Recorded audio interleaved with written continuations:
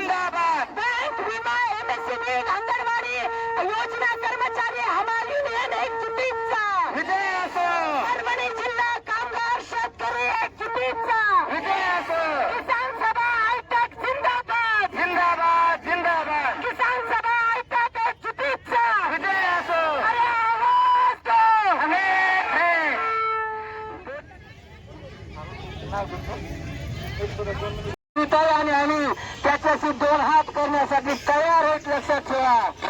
तुम्हाला सांगता की काही तूट 1 आणि 2 दिल्याची संघटना नाही. ही महाराष्ट्रामधील आपल्या महाराष्ट्रासारख्या 36 राज्यामध्ये काम करणारी हायटेकची संघटना आहे.